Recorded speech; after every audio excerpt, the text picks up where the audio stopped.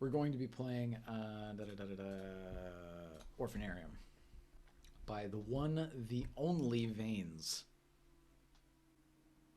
Very, very, very cool. All right, Veins. Okay, Orphanarium. So we have kind of an interesting start screen. I am assuming that this is our protagonist. I have a hard time believing that this is our protagonist. Start. Cool animation. Wow, that's impressive. Whoa.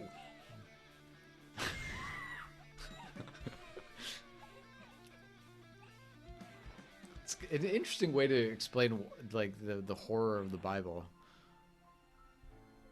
She hates that book, or she's thinking about it. I don't want to skip it. This seems quite important. That is actually an interesting way to show the call for the story, right? So the scope of this narrative is that this young girl is scared to death by this nun reading this fucking horrible demon story to her at church school in the orphanage, right?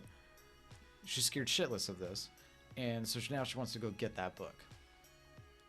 That's the call to the story. The call to the story was that the nun read a scary story, and that's the reason, right? But it's made very clear to us that that is the reason. She's thinking about that book. The animation was really cool too. Ah, the nun. Spooky. Oh fuck, the nun. Run. Ah shit, I need a key. Can I jump on top of the... Aha. You're fucked, nun. Oh shit, I died. Oh shit.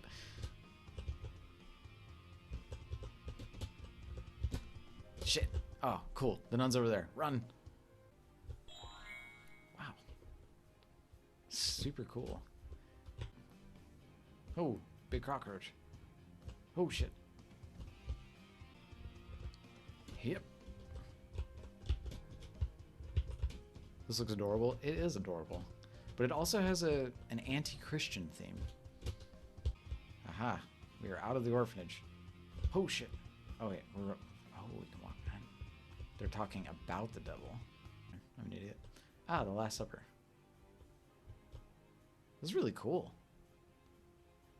How did that get... That's a really impressive, like, kind of version of the Last Supper. Alright, we're looking for mirrors. We're looking for mirrors. Oh, shit! Oh, God, no, run! Oh. Alright. Oh, shit. Oh, fuck. God damn it. This defeats the demons, correct? Yes. Oh, that's cool. So she passed out because she saw blood. That red cloth is sus. We just found out why it is sus too. Yeah, the items getting the animations thing is super cool. It's a very strong aspect of this game, I would say. I love the animations. They're really, really, really well done. Oh, did I do this again? The clock tells the real time? Really? In what time zone?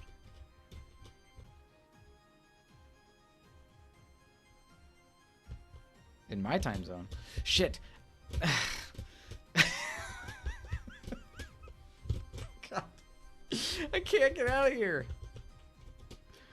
No. Ah, fuck. Okay, think a little bit.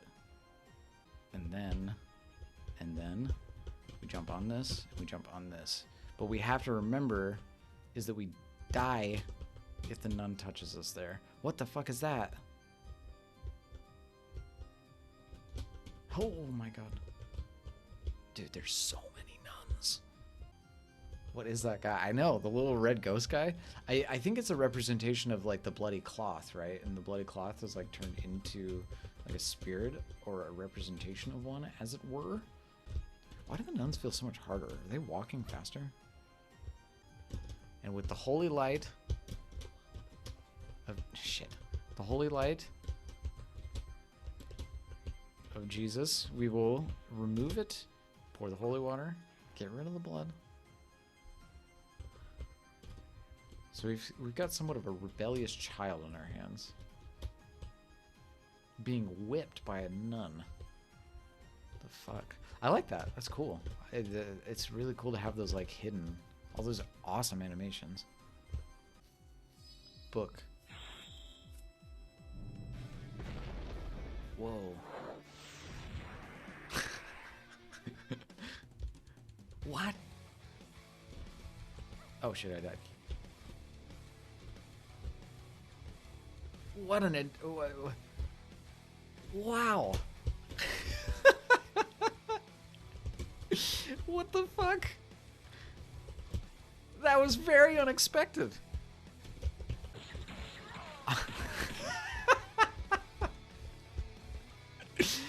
I really didn't expect killing nuns. I did not think that was going to be... Die! I did not think that that was where this was going to go. But I have to say, I like it. I want to kill those nuns. Let me kill the nuns. Like, I knew that the nuns were the obstacles, but I didn't think that that meant that I was going to get a knife and be summoned by a fucking demon to kill them all. That's not where I thought the narrative was going to go. I thought we were going to try and... because she starts off so nice with, like, the holy water, and she's, you know, getting the blood off the table because the nuns are such dicks, and now she is, like, literally a multi-murderer. Okay. By rebelling against the nuns just as the devil rebelled against God, Yukogi ended up being the very thing she tried to stop. That's what we call an anagnoresis. And a coda. Got a devastating end. Was there a way to not get a devastating end? I felt as though that was the only option. Oh, there is a way to get another end. There's 7 endings. What could I have done differently? I felt as though there was not much I could have done. I found that to be quite wild, yeah. I really didn't expect that like becoming a demon child thing. I think that's super cool. You employed a couple of things that I actually am really impressed by, like the anagnoresis. Because the anagnoresis thing is like revealing... So what an anagnoresis is you're revealing the true nature. I personally consider this ending canon, as do I. You're revealing the true nature of the narrative, right? And I guess depending on how you programmed and set this game up, and what the endings are, this is a somewhat of an anagnoresis type ending, right? So while I was reading the story of this game to be that there's this good-natured little girl who's trying to figure out how to get her friends out of this horrible place, right? And she thinks that she can do it by collecting these various items. This is the easiest ending, yeah, I imagine.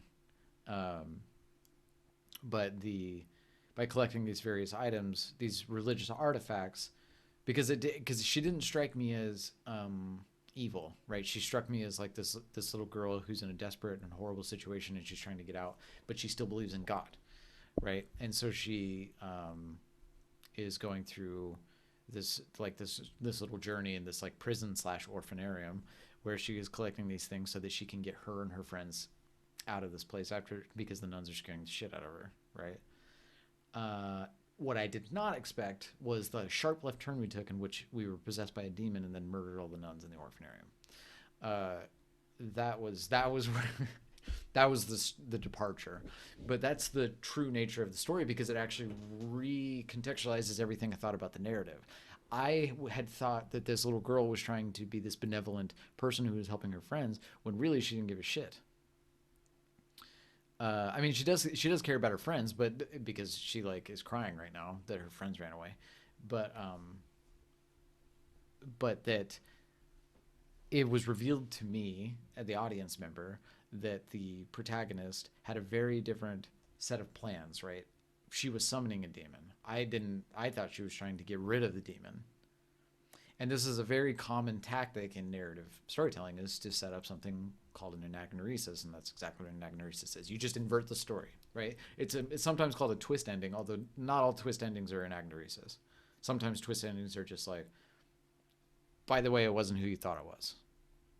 Twist. You know, like that's not really a twist. Or that's not really an anagnoresis. An anagnoresis has to recontextualize the way we think about everything in the story.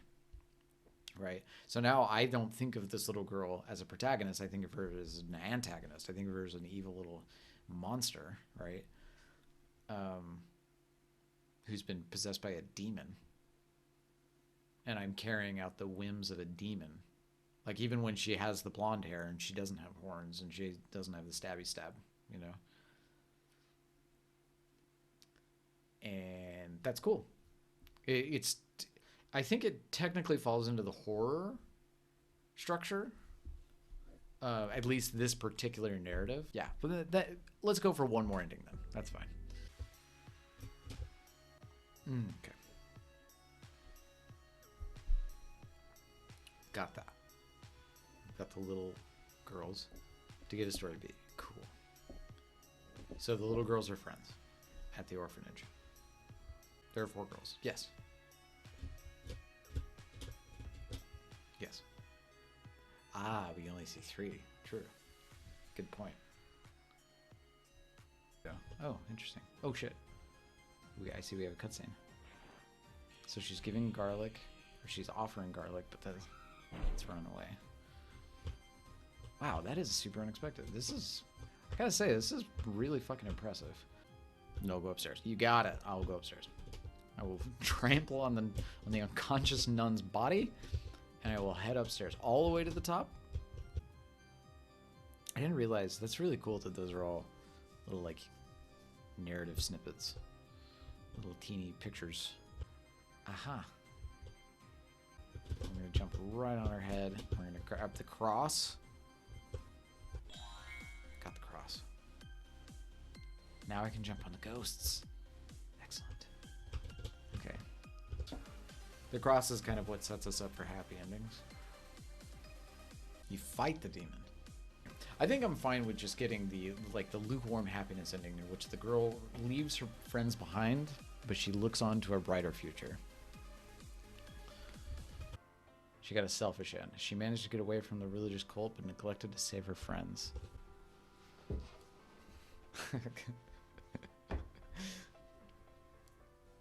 It's cool. It's cool, dude. Let me turn that light on real quick. It's cool. I gotta say, I'm super impressed with this. For a game with like basically no dialogue, I understand the story for the most part. And I mean, there's a lot of like narrative jammed into it. And it's all, it's all built into the ludic stuff, which I'm always really interested in in games that they do as much as they can to make the narrative be in the ludic text. And I would say that this game does that quite a bit. There's an incredible amount of content in this game. Yeah, a lot of content. Yeah, it's very impressive in that regard. Like it's a relatively simplistic story, but I do like that you took the time to add all of these little moments of memory, right, to something. And I mean, the nature of a platformer is that you need to have obstacles and puzzles, right, jumping puzzles and stuff. And so like, I don't know if I have a wide enough vocabulary to speak on that, to like how to make those things more story, but in one ending you find out what happens to the 4th girl. I'm sure it's involved something involving that bloody table. That's my guess. But good for Chibi Ukogi. I had fun playing it. It was a fun game. Was the story good? Yeah, I found it to be. Like I said, I thought it was perfect for the type of game that it is. Right? Like I actually thought that it was a little bit more involved than most platformer stories would be. Like Mario is like, what? And so as far as like a platformer with narrative goes, I would say that there's a lot of stuff going for that. Like a lot of really impressive things. Like all the different items and how they played a different role in the structure of the narrative. And yeah, I liked that. Yeah, the Metroidvania part was really interesting.